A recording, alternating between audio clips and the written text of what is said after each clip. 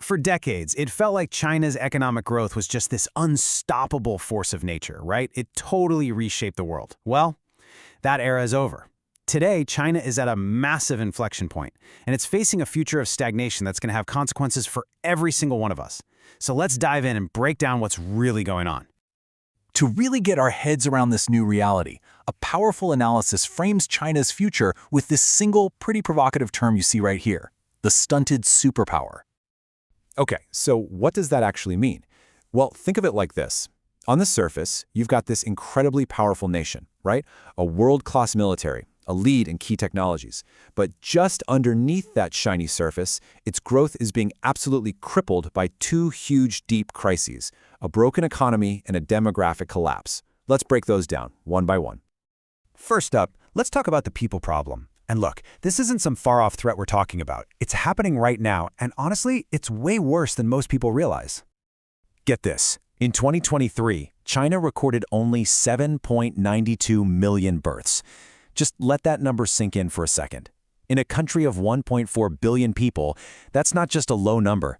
It is a massive demographic alarm bell going off. And if you want some perspective on just how wild that number is, you got to go all the way back to the year 1738 to find a year with fewer births. I mean, back then, China's entire population was just a tiny fraction of what it is today. So yeah, this isn't just a dip. It's an absolutely historic decline. Which brings us to the big question, right?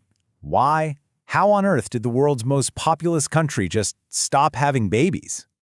Well, it turns out there are some really deep structural reasons for this. For starters, you've got the legacy of the one-child policy.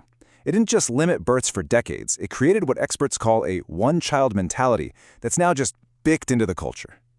Then you throw in the sky-high costs of housing and education in the cities, and what happens? Marriage rates are just plummeting. Young people are looking at the math and simply opting out of starting a family. And this has a huge, immediate impact on the economy. We're not talking about some problem for our grandkids. No, over the next 5 years alone, China's workforce is set to shrink by 35 million people. Think about that. That is a massive, massive drag on economic growth that's already baked into the cake. There's no escaping it. Okay, so that's the people problem. Now let's turn to the second major crisis, which is totally connected, the spectacular collapse of China's property market. And you have to remember, for decades, this was the main engine driving their whole economy. So why is this such a big deal? Well, get this. A staggering 70% of all the wealth of Chinese families is tied up in property. So when this market implodes, it's not just some developers getting hurt. It literally vaporizes the life savings of the middle class. And consumer confidence? Totally crushed. So Beijing's big plan is to fill this gigantic hole left by the property market, which, by the way, was about a quarter of their entire GDP, by pushing these new high-tech industries, EVs, renewables, that sort of thing. But here's the issue, and you can see it right here. It's just a math problem.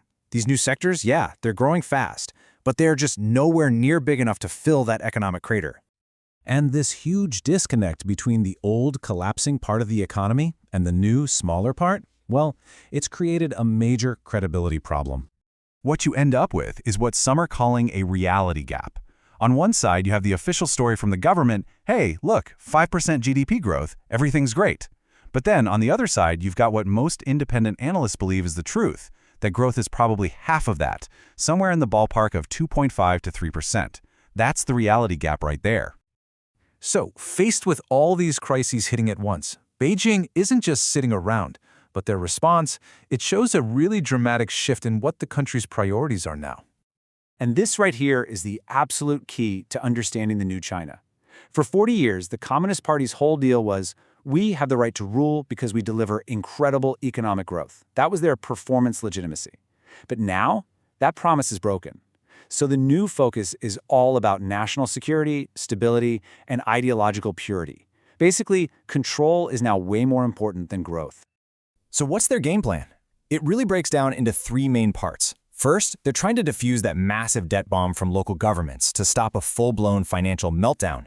Second, they're just pouring state money into those new three high-tech industries, trying to build new engines for the economy. And third, they're doubling down on the high-tech surveillance state to clamp down on any social unrest that might bubble up from all this economic pain. Okay, so let's put it all together. What is this new China? A China that's focused more on control than on growth and is grappling with all these internal problems. What does that look like to the rest of us? Well, the answer is something like a fortress. Think about the shift. The China of the past was this giant economic magnet, right? It was pulling in foreign investment with the promise of 1 billion new customers. The future looks completely different. We're talking about a geopolitical fortress, a country focused on being self-sufficient and leading its own block of nations that are often at odds with the West.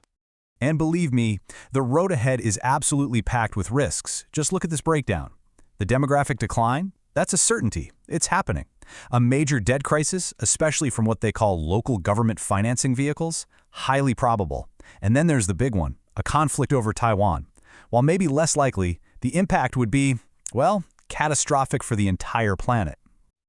Okay, so after all that, what does this actually mean for the world? For those of us living outside this new fortress China?